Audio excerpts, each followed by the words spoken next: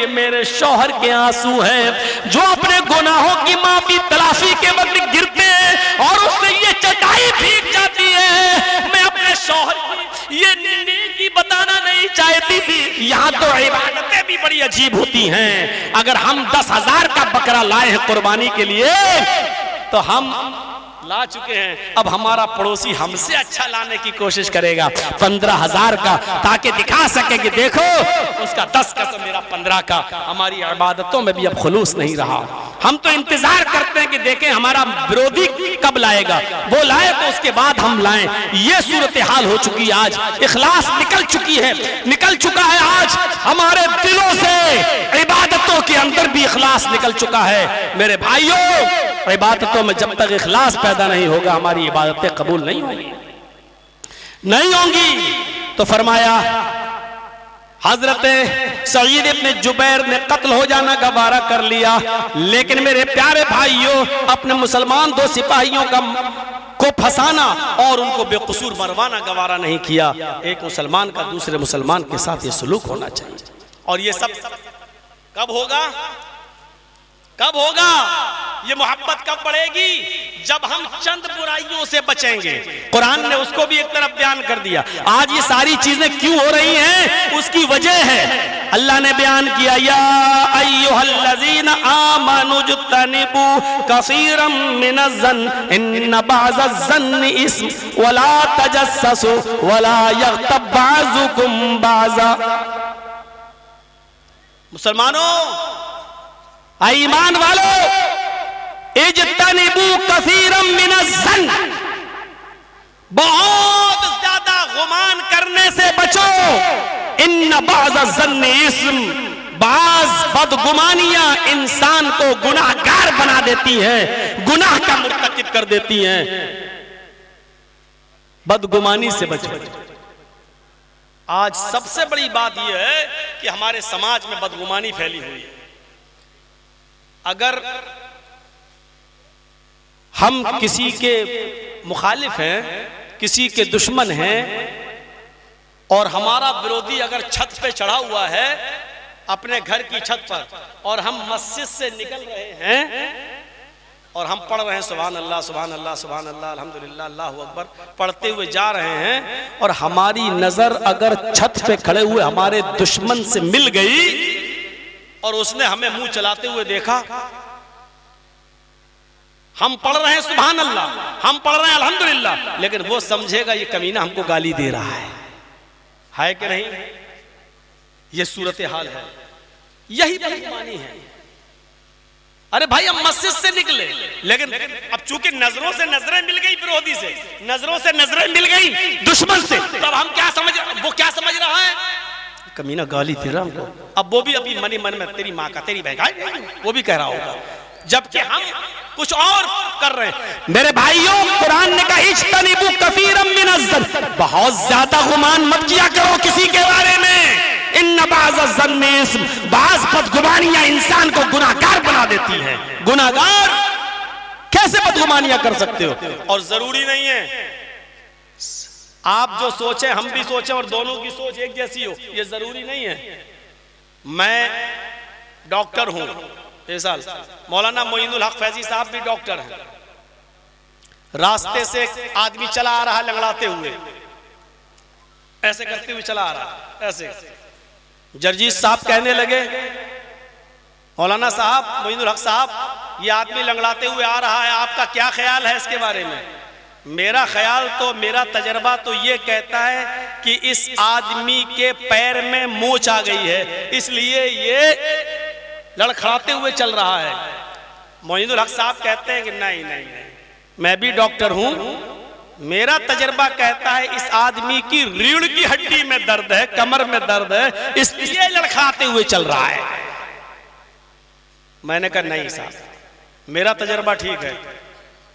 शेख ने कहा नहीं, मेरा तजर्बा ठीक है। रख लो 1000 की शर्त, जायज नहीं है दोनों तरफ से, लेकिन रख ली। 2000 रुपया रख दिया तीसरे के पास, 1000 मेरा 1000 इनका, आने दीजिए, अभी पता चल जाएगा कि मोच आई है कि रीढ़ की हड्डी में दर्द है। हमारा गुमान है मोच, मोइनुल हक साहब का गुमान है रीढ़ वो धीरे धीरे जब हमारे करीब आता है, पूछा साहब पैर में मोच आई है या रीढ़ की हड्डी में दर्द है, क्या हुआ तुम्हें? उसने कहा अरे मौलाना साहब ना मुझे पैर में मोच आई है ना ही मेरी रीढ़ की हड्डी में दर्द है। अरे भाई तो तुम लंगड़ा क्यों रहे हो? अरे मेरी तो चप्पल टूट गई है इसलिए मैं लंगड़ा के चल रहा था।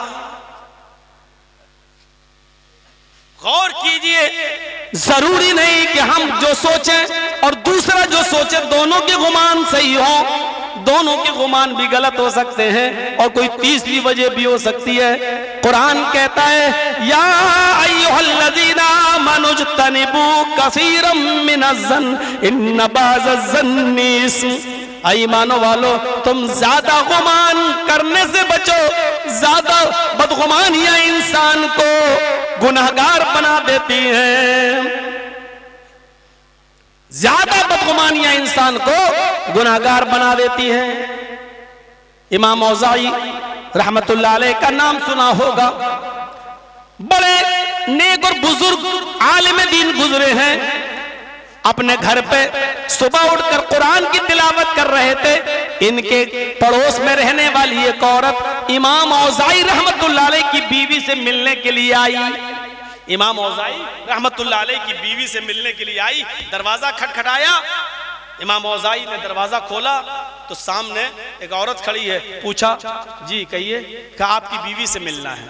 ओह ठीक है। इमाम औज़ाई अंदर गए, अपनी बीवी से कहा देखो तुमसे मिलने के लिए कोई खातून आई है, देखो जिस चटाई पर मैं बैठा था कुरान पढ़ रहा था, तुम उस औरत को चटाई पे बिठा दो, मैं अंदर चला जाता हूँ। इमाम औज़ाई कुरान लेकर अंदर चले गए।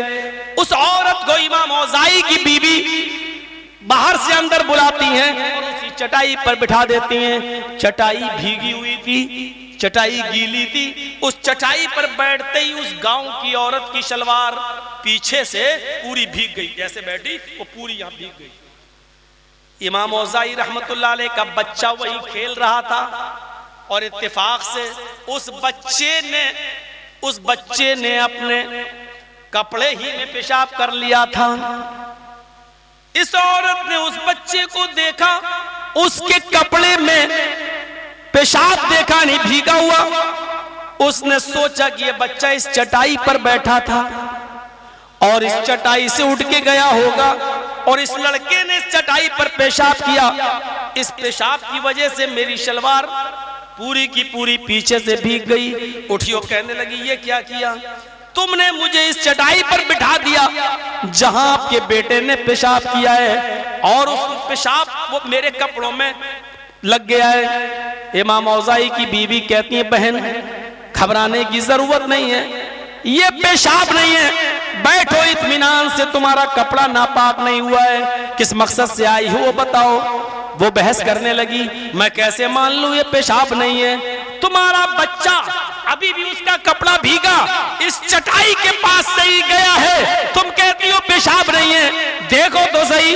इमाम औज़ाई की बीवी कहती है मेरी बहन बच्चे ने पेशाब किया ये सच है, लेकिन इस चटाई पर नहीं आया है, ये चटाई पर पेशाब नहीं है। मैं कह रही हूँ आप इन्हीं कपड़ों में नमाज पढ़ सकती हो, तुम्हें धोने की भी जरूरत नहीं है, बैठो तो सही। उसने कहा नहीं नहीं मुझे मुतमईन करो, मुझे बताओ ये कैसे पेशाब नहीं है, मैं कैसे मान लूं।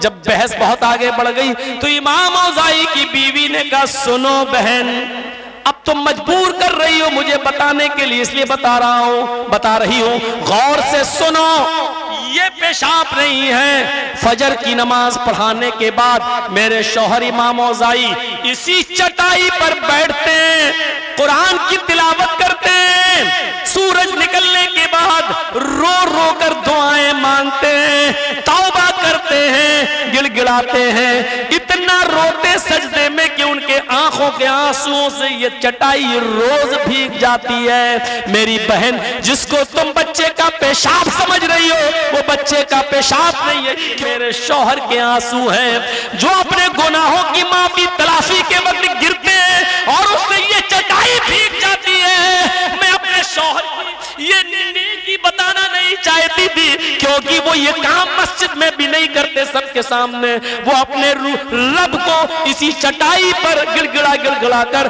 तौबा कर करके इस्तिग़फ़ार कर करके अल्लाह से मग़फ़िरत तलब कर करके रो रो कर इसी चटाई को गीला करते हैं। ये तन्हाई में अल्लाह को याद करते हैं और रोते हैं। ये मेरे शौहर के आंसू हैं जिसको तुम पेशाब समझ रही हो। देखिए बदगुमानी क्या होती है, वो पेशाब समझ रही है और हकीकत में वो आंसू। तो बदगुमानी हम जो एक दूसरे के बारे में, ये चीज हमें अपने भाई से दूर करती है। हम किसी के बारे में गलत तसव्वुर करें। एक लड़की जा रही है, मोबाइल कान में लगा कर जा रही है और बातें करती हुई जा रही है। हमारा गुमान क्या कहता है, हमारा जहन क्या कहता है, जरूर ये अपने बॉयफ्रेंड से बात करती हुई जा रही है। अगर बात ही करना थी अपने घर में किसी से, भाई ऐसे तो घर में करती, लेकिन ये रोड पे बात कर रही है, अपने बॉयफ्रेंड को किसी चौराहे पर बुला रही होगी। मेरे भाइयों, आपका ये गुमान सही भी हो सकता है, लेकिन ऐसा भी तो हो सकता है कि उसका बाप हॉस्पिटल में एडमिट हो और वो अपने भाई से कह रही हो कि जल्दी आओ, हॉस्पिटल में अब्बू एडमिट हैं, हमें निकल चुकी हूं, तुम भी आओ। ये भी तो हो सकता है कि वो स्कूल की तरफ जा रही हो और अपने भाई से कह रही हो कि बाइक लेके आ जाओ, मुझे स्कूल छोड़ दो।